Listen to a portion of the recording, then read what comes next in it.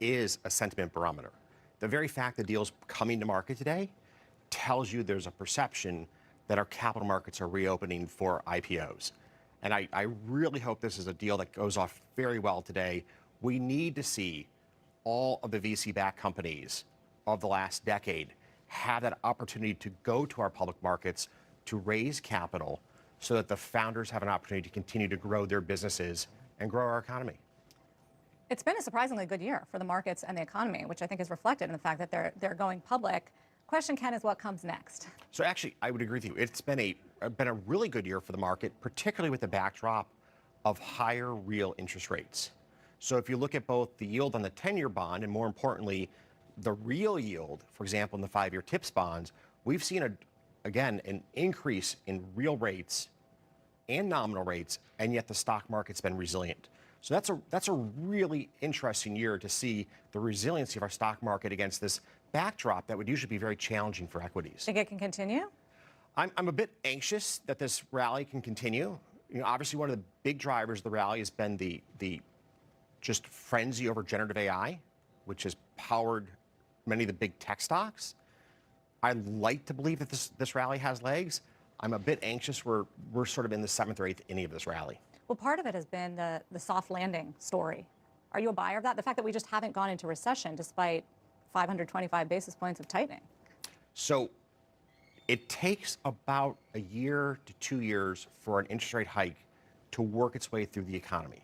It's not instantaneous. We're now at the point where we're going to see the impact of these hikes really start to play out. We're seeing the job market starting to weaken.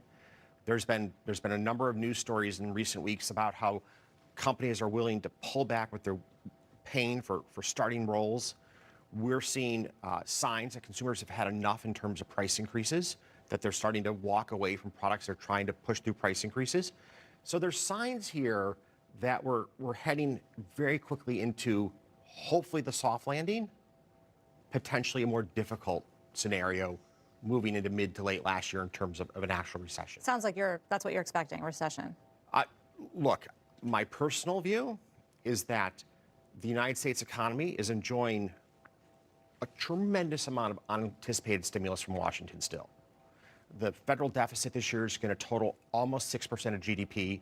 It is completely unsustainable, but it has been yet another shot of adrenaline into the economy that our fiscal largesse continues to push the economy forward, but leaving an ever bigger bill for future generations. Do you think it also complicates the Fed's job a little bit? We're still getting these numbers. Inflation has come down a lot, but looks to be sticky. Well, I mean, he's in a no-win situation. Powell is, right? Because monetary tightening can only do so much to offset fiscal stimulus.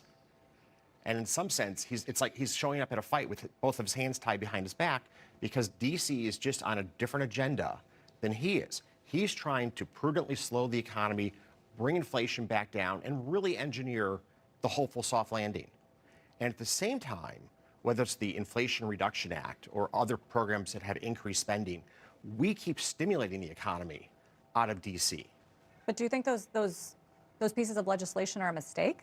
Inflation Reduction Act, CHIPS Act, aren't those helpful for our future? So there are absolutely elements of this legislation that are important. So, for example, if we can successfully bring chip manufacturing back to the United States, that helps us maintain national security, both from a matter of national defense and economically, against shifting geopolitical tides. So that's a really important piece of legislation. But if you look at the amount of spending that goes towards that part of the overall legislative agenda, it's like a drop in the bucket. There's been a tremendous amount of spending on a whole slew of different things that don't have the same element of both being in an interest of national security, economically, and defense. So you're worried about all the fiscal spending. Do you think that the market is starting to worry about that? Absolutely. And let's just take a step back. At the start of the year, people thought that the deficit was going to be roughly 3% of GDP. And of note, all right, it's double that. It's 6. It's almost 6, where we have full employment in this country. Things don't get much better, and we still can't keep our fiscal house in order. And now that the CBOE has put out their projections that for the next several years, we're going to run deficits of roughly 5%. the fixed income markets are getting nervous. It's an unsustainable path. You think there's going to be an issue with demand for all the issuance? Well, one of the questions is this rise in real yields that we've seen over the last few months really attributable to the Fed tightening, or Fiscal. is it fiscal? Is it the market's fearful about the magnitude of supply? And to be clear, the possibility of credit risk. You know, we had the U.S. government downgraded by Fitch a few months ago. You think that was the right call? If it wakes up our politicians in Washington, absolutely the right call. I'm not sure it's doing that. Well, it starts somewhere, right? At some point, we're talking about it today, right? In fact, you're curious about this.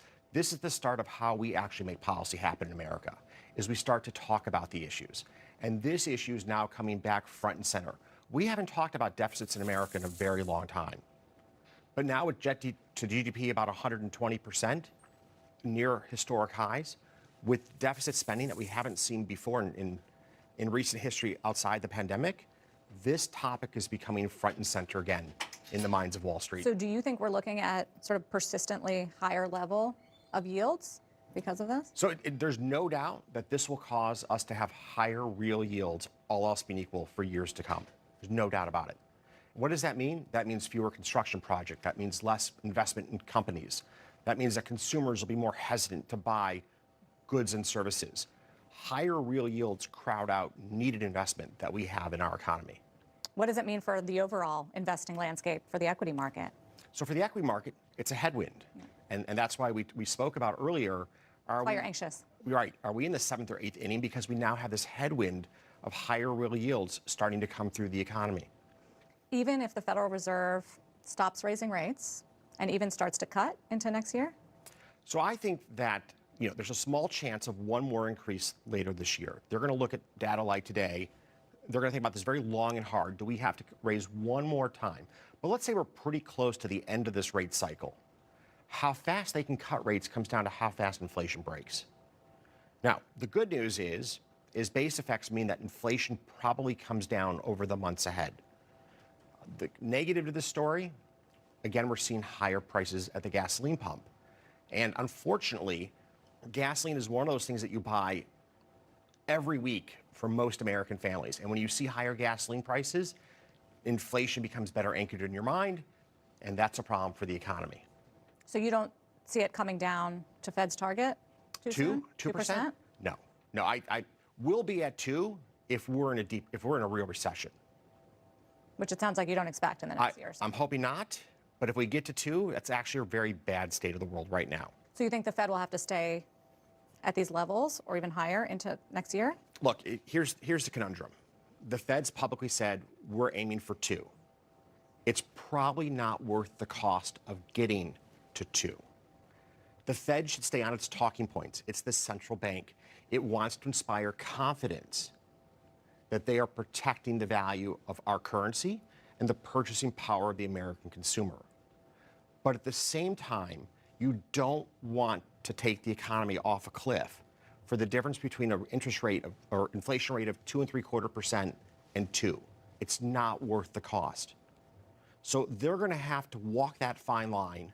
I think we'll see them talk about a long-term target of 2 more and more as we head into the mid-2s. In other words, they're going to make it clear they're going to get to 2, but they're not going to do it immediately. And they're going to make that trade-off, full employment versus hitting their target. They don't want to burn it down. So do you have confidence in Powell? I think Powell's done a pretty damn good job. He's had a horrible hand to play, right? We've had the pandemic, supply chain shocks, massive fiscal stimulus, and he's supposed to try to achieve price stability. That's a no-win scenario. It's a no. There was no course of action where he was going to walk out of this looking like they had just absolutely nailed their job. Wasn't going to happen. So history should judge him through the lens of the predicament that he was put in. And I think they're doing a reasonable job in trying to get us to where they need to get to. If I could say one thing to Powell, it's stay on message. We're going to break the back of inflation. Don't talk about how we might ease. Don't talk about how we're data dependent. Just stay focused on message. We're going to bring inflation down. There is a lot of talk of data dependence. But Ken, you mentioned AI as something that has captivated investors so far this year. I'm wondering how you're thinking about how transformative it's going to be.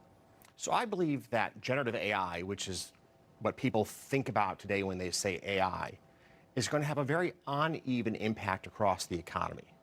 In certain areas, for example, call centers, generative AI is going to be transformative.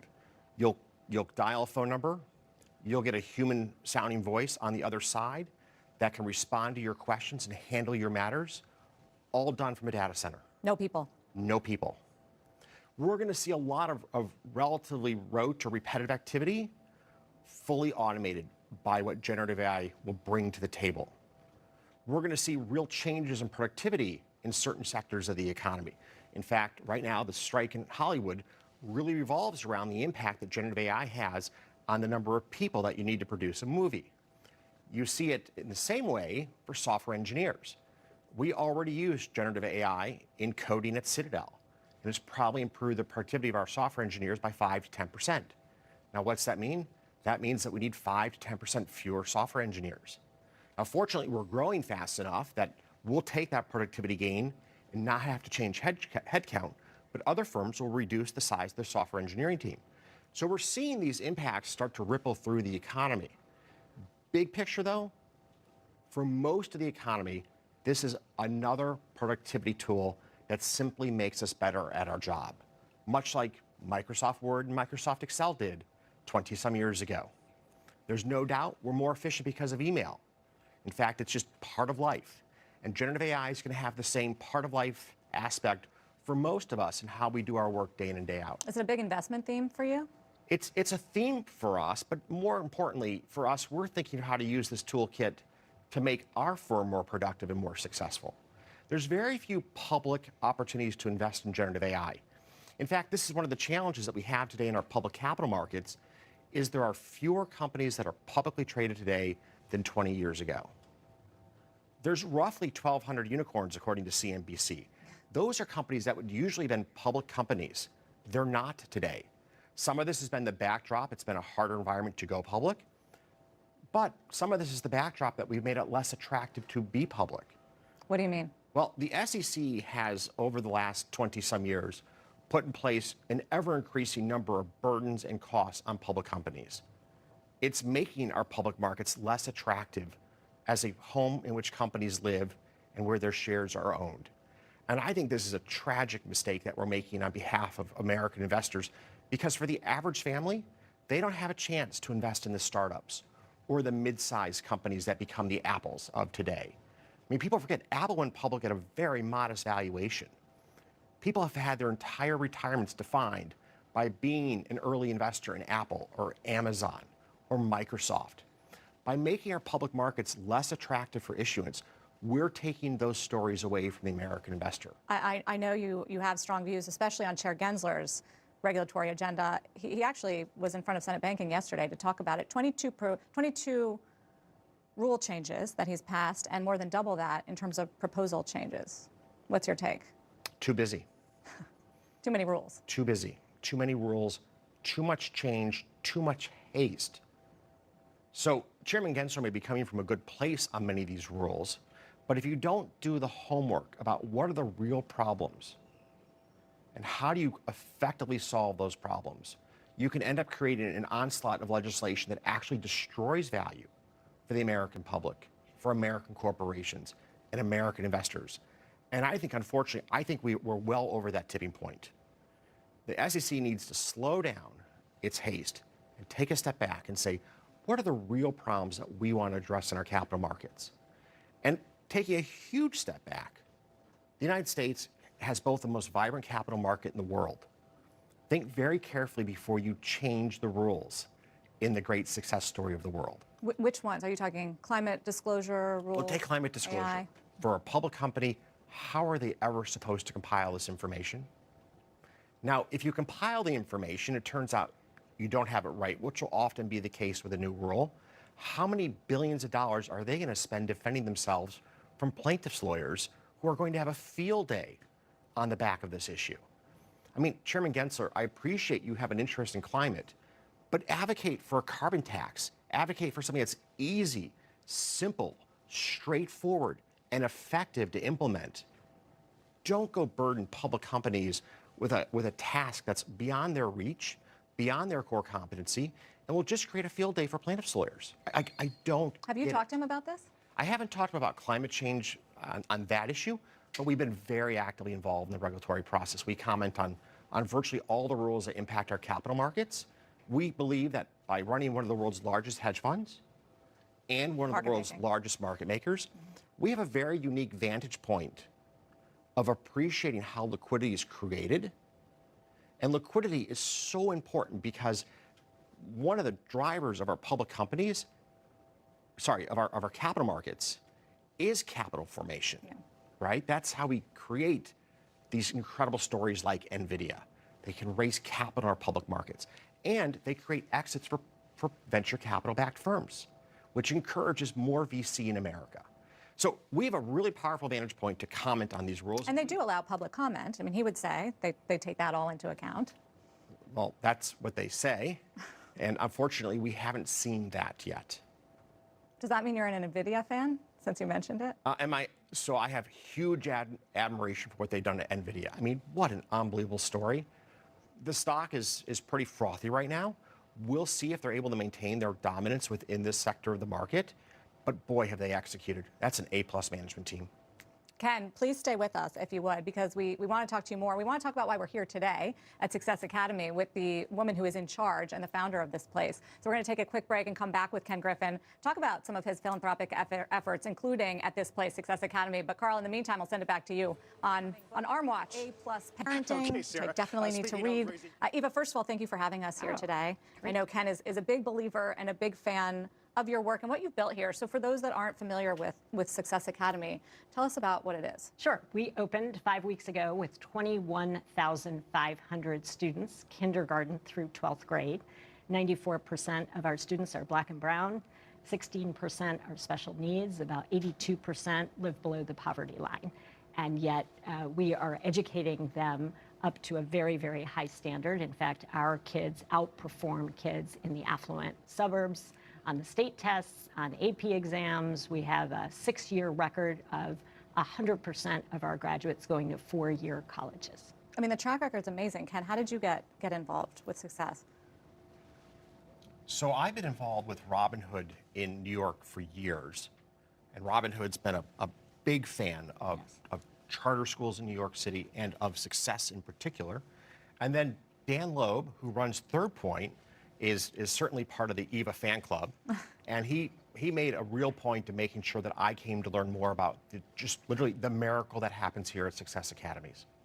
What are the takeaways more broadly, Eva, about what you're doing here and how to scale that and broaden that across America where, I mean, you've seen some of these new statistics. It's not good, and especially post-COVID. 8th grade reading is at a 2-decade low. I think math is at a 3-decade low. What do we take from this? Well, I think we have to take a step back and fundamentally rethink the service of education. We are not getting the basics right in America, even though we spend more money on education than any country around the globe. Take something like reading. For 20 years, we canceled phonics. Any educator worth their salt knows that an evidence-based program is essential. We're not teaching kids to count in kindergarten anymore. That's very, very basic. The problem is really one of political will. It's not one of we don't know how to educate children. We actually do know how to educate children. We're just not giving them what they are entitled to and deserve. And I think it has major implications for America's global competitiveness. It is a tremendous drag on our system when we have poorly educated kids. And we don't really want a society, I hope not, where we have educational haves and have-nots. You said it's political will, and I know that you do spend some time, fighting the teachers union, for instance. In some of these bigger cities with changing policies, is that what the biggest obstacle is, do you think, to expanding what you're doing? Well, I think the unions are one important obstacle. They influence all educational policy, and there isn't really another side. Imagine if the kids had a union, things might be a little different. But kids and families don't really have the level of political influence that the unions have. But I think it would be unfair to sort of say that is the whole problem. We have public policies in this country that make no sense. We have something called categorical funding. I think one of the most important jobs I do as CEO is resource allocation. You can't do that if you're a principal or a superintendent. The state determines all of the categories of funding, and you have no ability to meet the needs of your children in front of you. So enter Ken Griffin. You've funded Harvard, Miami-Dade, Success Academy. Clearly, education is one of your key priorities. Why? Well, let's take a huge step back. Yeah. You and I will spend our days talking about ARM and Microsoft and NVIDIA. That's not the future of America. The future of America is our children. It's our kids. And if we can't educate the next generation of American students to be successful, our country's over. We talked earlier about the size of the federal deficit. If we can't profoundly change productivity in America, we can't make the promises that we've made to the baby boomers, our retirees, and those who really do have a hardship in life. We need to radically improve education, K through 12, and high school. And we spoke about political will. Let's be clear. We need the voter to make this an issue. It's not. It's not, and they're going to pay the price. When you have 53 schools in the state of Illinois and not one student can test at grade level, you don't have a future in a global economy as a nation. Is that why you left Chicago? It's part of the reason I left Chicago. We've lost the focus on the basic services of government. Government should educate our children. Government should keep our streets safe. Governments should help to create an environment in which businesses can flourish and in which a civic community can come together to make for better cities, better towns, and better environments.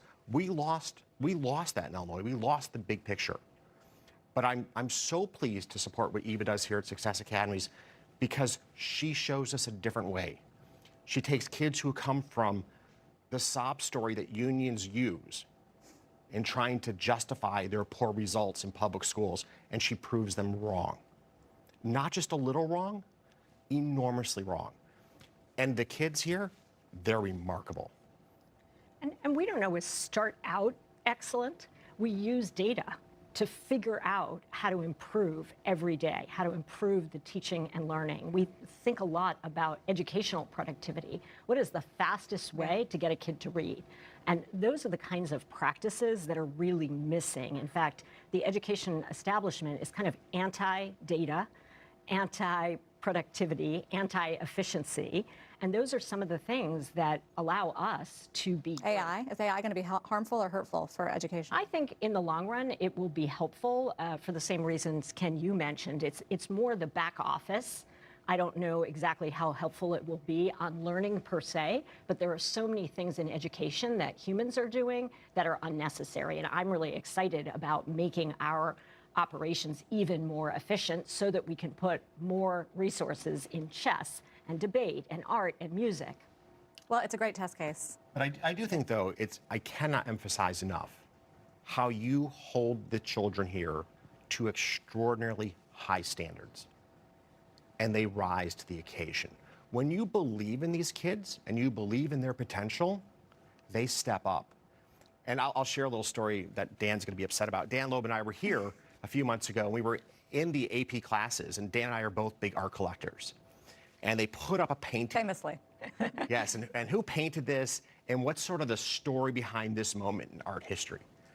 And Dan and I are looking at each other going, No idea. I don't know. And then the second painting, and then the third painting, I'm like, I know that era. I can't tell you who painted it. But I mean, to see these kids with that domain expertise is humbling. And then you walk into the macroeconomics AP course, and they're going through all the mathematics of macroeconomics that I haven't studied since college. And it's like, they're serious here. These kids are having a world-class education here in the heart of New York City. Sounds like they're future $19,000 a month interns at Citadel. They certainly might be. All right, Eva, thank you so much again for having us here and talking us through that. Eva Moskowitz of Success Academy, Ken Griffin. We're going to have a lot more with Ken. We've got an 8 p.m. special.